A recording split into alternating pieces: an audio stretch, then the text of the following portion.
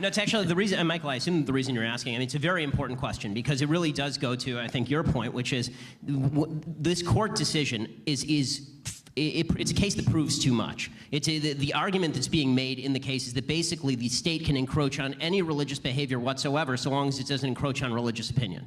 And that's the problem with the case in and of itself. And I think that the point that you're making, Michael, is that people who use this case as a case against the exercise of religious freedom in the public square in terms of action are the same people, in large part, who are saying that the state has no right to regulate, for example, gay marriage, which is a completely illogical position.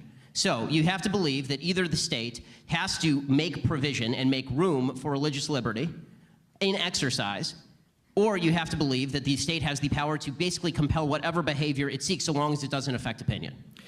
Okay. Now, I think we've made everything clear here. Let me assure you that the issue of same-sex marriage is going to return. So we will be able to readdress. The government have the power to regulate your religious behavior if the government feels that it violates its morality. That's really the central conflict that we're talking about here. And the problem is that as the government decides that it can regulate particular behaviors, and this is the point that I was making at the very beginning, as the government decides it can regulate particular behaviors, the sphere of religious liberty is going to shrink to exactly what Chief Justice Wade said there. That is absolutely the truth, and I only say that's the truth because I was listening to some Paul Harvey. Shout out to Paul Harvey. I don't know if the gentleman is just very old at this point or if he's not here anymore. But brother was smart as hell, and he was just saying the bigger the government, less and less important the citizens. The smaller the citizens, less rights that they have. So the more they pull away from the original rights that were granted to everyone here, the less and less rights we have as a people. And this is, law-abiding people, God-fearing people. It's always to financially benefit someone else. It's never for our protection, or it's to get us to a point where whenever they're ready to do whatever, then we're so tired or dead even from infighting that we're not even able to defend ourselves. It's going to shrink smaller and smaller and smaller until the only thing that you can do, religiously speaking, is think about your religion and maybe pray in your own home. Well, so you're attributing that to Waite, but it's what Thomas Jefferson said, and I say that not because Thomas Jefferson wasn't in fact a deity, but to call attention to the fact that this conversation goes way back in America's history. We have struggled with it for an incredibly long time, and if you look, for example, at this opinion, what Waite did say is he talks about the government being able to regulate behavior that is relevant to social duties and order. Which is a malleable term, and this is why I think both Jefferson and Wade are wrong. Let me just break in. I think you're being slightly paranoid. I don't know who you're talking about. In America, you can change your religion. You can have no religion. You can, do they smoke peyote? You can smoke peyote as a religious right? For goodness sakes, man. Move. See, here's something. When people call you paranoid for pointing out exacts, and you can back those exacts up with actual facts, it's because they're far too comfortable, and they're believing the hype far more than they should. They're not really caught up on the same history. They don't believe in history repeating itself or anything like that. So he's like, okay, you're tying all these things into one another, which to me are fallacies. But if you just need to slow down, man, smell the roses, man. It's not that bad. Like you said, America is great. It's only going to get greater, bro. Like the bad times are in the past. They're behind us. A lot of people believe that. And because of that, those are the same people who are victimized, and sometimes victimized by the federal government because, look at black people. Thinking that, oh man, our worst days are behind us. Thank you for protecting us, Democrats. And then the Democrats going, oh, don't worry about it. Keep on doing what we asked you to do, and we got you. And there's literally no protection whatsoever. It's just favor after favor after favor. And no representation whatsoever. Okay, let's go. To Egypt. but I can't Move, open- no, but I can't well, open let a me flower finish. shop, can I? Move to Pakistan. Move to Saudi Arabia. Then you can complain. And I, for one, think America is a fantastic country. I knew he was and, gonna say and that. you know, as a liberal, right? That's what you say about me. No, I think you're a leftist. And most liberals are self-hating Americans, right? I don't- love America, and I teach American religion, and I will stand up for what we have built. But you'll shut down my business if I don't serve a cake to as a to a gay great couple. culture with great religious liberty. But you will shut down my business if I don't serve a cake to a gay wedding. Pardon me? But you'll shut down my business if I don't serve a cake to a gay wedding. I can assure you we'll be That is true. Your business will be shut down, or something will go, like the bad press will go out there about your business if you decide to not serve to somebody that's outside your religion. You pick God first. If you pick God first and not people's feelings first, then they'll be like, oh, whoa. Come on, bro. What are you doing? Yeah, we need to cancel him. We need to cancel him. Pardon me? But you'll shut down my business if I don't serve a cake to a gay wedding. I can assure you we'll be getting to shutting down businesses Give me an example. as a result. Give me an example. I'll give you an example of That later. example, that exact example. Just a second. Yeah, we will have those some examples coming up. He said that But example. that follow exact up. example. Dr. Wellman, you just said Ben shouldn't complain because we're not Egypt or Saudi Arabia. Wouldn't it be You're a good doggone idea? right. Wouldn't it be a good idea to, in the preservation of liberty, to have a heated debate about the nature of those rights? Because the same argument could be made for any given homosexual couple or any given far-left couple or many other, or any non-Muslim faith in the United States, that they don't live in Egypt or Saudi Arabia either, so therefore they shouldn't complain. Well, you know, all right. That's a great point. That's an excellent point. Now let's see Mr. Schmug get out of this one. You know, he's so cool too. He sit back like, man, come on, this is cake. I'm just waiting for the daggone. When can we go get us some tea and some free donuts back there? I know some free donuts. They bought out some free donuts. Yeah, but I Wait, don't think we have. I thought that liberals were the complainers. Pardon me? I thought liberals were the complainers in this country. I don't know. Dr. Wellman brought up the She just now took a shot at Ben Shapiro with that one. She took a shot at Ben. She calling him a complainer, a person that want to sit down and talk about real stuff and how to fix real things. They're the complainers. They're not the ones that, oh, be easy, man, chill, relax. Well, if I chill and relax, then I'm going to continue to be screwed. I'm not into being screwed anymore. idea that Ben shouldn't speak out. No, because- you know, I love the fact that Ben is controversial, and he does well because he is controversial. That's why we like to hear him. But let's get to the facts a little bit. You know, religious rights and religious liberties are not being compacted in America. You know, but let me go back to what Michael asked. Can you answer the example that I gave earlier? The case of You asked me for an polygamy. example. I think that was wrongly decided. You think so? You actually agree with me that a shop should be allowed to reject service to a gay wedding? I think it's an interesting question. Is it a Why is that an public? interesting No, question? wait, Why isn't wait, that wait. clear-cut? You like to interrupt. It's a public for-profit business. And I think there is non-discrimination should go on there, and they should not be allowed to discriminate against gay people. So in other words, yes, I agree with that. Gentlemen, Yeah. wait. Hold the thought. I assure you, we will have a specific example that we'll be getting to later on that, so I'm drawing the line. Save those thoughts for later. And as a follow-up to tucked in there, baby. Valerie, I assure you, as a self-professed whiner, conservatives do a lot of complaining too, believe me. All right. In the Hobby Lobby case, which is expected to be handed down from the Supreme Court on Monday, the Obama administration seeks to enforce an ACA, the Affordable Care Act mandate, that would compel owners, Barbara and David Green, to provide certain kinds of what they consider to be abortifacient birth control. Is the Obama administration infringing on the rights of these business owners? Hold it. Valerie, would you like to launch us off on that? I'd love to, because system of jurisprudence for pay for insurance they do not choose to pay for. There's nothing preventing someone from getting health insurance that covers abortions or abortifacients or anything else. And this is sort of the point, I think, is that when you look at the word imposition is being thrown around a lot. You know, imposition. That people are imposing their beliefs on others.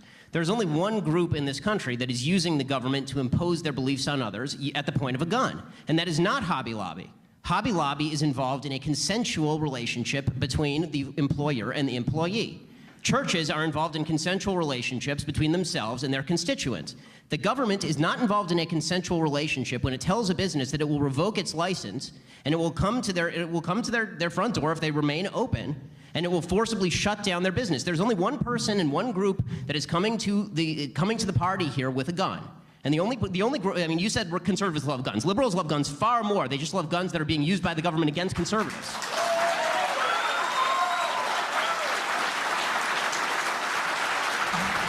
Let me, Dr. Wellman, let me add something to the Let me tell you something, man. When Ben Shapiro come to play, he come to play. He absolutely loved debates. You can't be all relaxed and smug when you're talking to Ben Shapiro, man. Because he's going to tear your ass up. And that's exactly what he's doing. You got to be ready.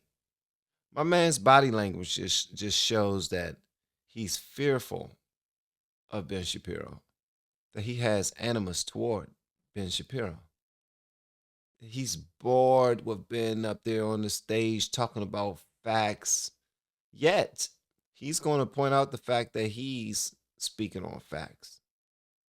And that's not the case. Just watch his body language, man. It's wild. Conversation, because it's very much related. Can I get in? Absolutely, but it's related, so you'll be able to jump in right afterward, no problem. The Little Sisters of the Poor, a religious order of women devoted to caring for needy elderly people, now face the possibility of millions of dollars in fines unless they give, in a similar situation, unless they provide for their employees free coverage for sterilization, contraception, and what they see as abortion-inducing drugs. Should government be able to compel these women to act in violation of their convictions? Is this the Hobby Lobby case? Or? Well, there's Hobby Lobby as well, and I'm adding the Little Sisters to the Poor to the mix. I think we're making a mountain out of a molehill. Okay, bear with me. So there's, I think, 25 types of contraception that that this insurance covers. And I believe in the case, there's 4 that are problematic for Hobby Lobby. This could be simply dealt with and solved with the government simply saying, yeah, we understand. We'll pay for those 4. Solved. Okay, so let's just get over ourselves. I mean, come on. And Is that how the government works? Yeah, we understand. So we'll pay for it. Solved. So yeah, we should probably get over ourselves. Stop taking ourselves so seriously. I mean, the government said they'll do it. They'll do it. We've always trusted them. They've always done everything they said they'll do. Why are we going to question them now? This dude is he's a very smug dude, and I think he's probably extremely intelligent too. He's just a little too loose. He's a little too loose, man. and if they don't do that, they're dumb. If they don't do it, They're dumb. Yeah. They haven't done that. If they don't do it, By the way, I don't think, Ben, that's a perfectly, in other words, for people, rather than suing Hobby Lobby and compelling them to pay for the abortifacients, if President Obama wanted that their employees would choose like they would. The question in Hobby Lobby is whose freedom is being infringed upon. Employees' freedom is not infringed upon when they enter into a consensual relationship with an employer that includes certain types of health care. Not consensual. Of course it is. They can quit. Who is forcing them? Where is the gun? Huh? Where is the gun? Who is forcing them? Where is the chain? Who is locking them to their Stop desk? with the gun language. I mean, but he's asking them a simple question, and I hope they're able to answer it, because right now they don't want to answer it. They just want to, like, dude, you're just too aggressive. Like, calm down, man. Like, why are you so aggressive? And one thing that they're doing, they're starting to notice the trend that it's popular to be on the stage and attack this one guy. it's popular. So yeah, let's all get into it. Are you telling me that everybody on the stage, everybody on the on the stage are all leftist liberals, like super left liberals? Is that what that is? No, Health but this is the reason that I use the gun language is because it is vitally important for people to understand that every government measure, at the end of the day, it must be compelled by force. That's what government measures are for. There is a vast difference, a huge difference in terms of personal liberty and freedom between the government compelling behavior and a company saying that we are not going to provide certain types of coverage, and if you don't like that, you can quit or buy your own coverage. There's a vast difference. The gun's the whole issue. Health insurance is an earned benefit. It's not given for free to employees. They earn it. Should your employer be able to decide how you spend your money? It is, Hold up. Hold on. Earn 1 second. Earned from whom? Okay, I may think that I earn twice the salary that I get from this radio station. That doesn't mean that I have an earned benefit from the radio station for twice what they're willing to pay me. It's always a consensual relationship. You pay for your health care. Well, first of all, I do because it was negotiated in the contract that I signed, in which I voluntarily engaged. And if I don't like that, I can quit tomorrow. And go somewhere else and work.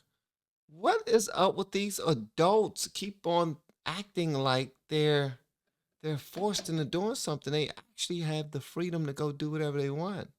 They can throw their suit jackets off right now and say, you know what? I'm about to go be a photographer. That's what I'm going to do. And guess what? All the health care I purchase while I'm a photographer is all the health care I'll have. You know what I mean? It's people keep on acting like they have absolutely no power when they do. You know, I think. And let me say, Look, let me tell you something too. That lady was just about to get into it with him. That was the very first time I seen her say anything the entire time he was up there. And he shut her ass up. And look at Mr. Smug over there. Mr. Smug is over there just quiet as a mouse, man. Look at him. Look, he is chilling. Y'all is letting this guy beat y'all tail, man. I told you I don't mess with him. He come ready to play. Michael, let me just introduce a third case. They're all related. It'll be just fine. There's a similar case still in the courts from Washington State where the State Pharmacy Board, after initially allowing for religious exemptions, came under pressure from former Governor Gregoire to mandate that pharmacies and pharmacists provide Plan B regardless of religious convictions. That act was widely seen as targeting Ralph's Thriftway in Olympia and its owner, Kevin Stormans. Two individual pharmacists also felt that providing Plan B would violate their religious freedoms. They're also involved in the suit. Was the State Pharmacy Board correct in trying to compel Ralph's Pharmacy, despite the fact that there were multiple pharmacies within a short time that were offering the same thing, or the thing that was requested, Plan B? obviously, it's outrageous. And so much of this is outrageous. And I want to go back to a point that Ben has made, and has made so wonderfully forcefully. All right, so that right there, Ben Shapiro whooped their tails, man. I would like to know what the rest of the panel, who they are on this panel, because wow, the young man is sharp, man. He is. I wish that Mr. Smug would have taken this a little bit more seriously. I mean, the gentleman was clearly upset. It's just he had absolutely nothing in that brain of his that could match wits with Ben Shapiro. Neither did the women, neither did the gentleman on the other side. And that is like, it's like an elite athlete playing amongst other professional athletes. And we all know what happens when you're in the midst of that, when you're able to witness that right there. So, I don't know. What y'all think, man? Let me know in the comments below. And whatever you want me to know, make sure you hit that subscribe button on your way out the door. Once again, guys, I'm Van, and now we are all the LFR family, and I look forward to seeing you on the next video, hopefully inside the Patreon as well. Y'all have been amazing per usual, man. Love y'all. Thank you for click and play. I appreciate that. Y'all don't ever have to spend any money. Like, if you do, I have merch and all that other stuff. I have Patreon and all those. But by you simply watching the videos mean a great deal to me. So thank you so much, all right? I'll see y'all next time. Love you.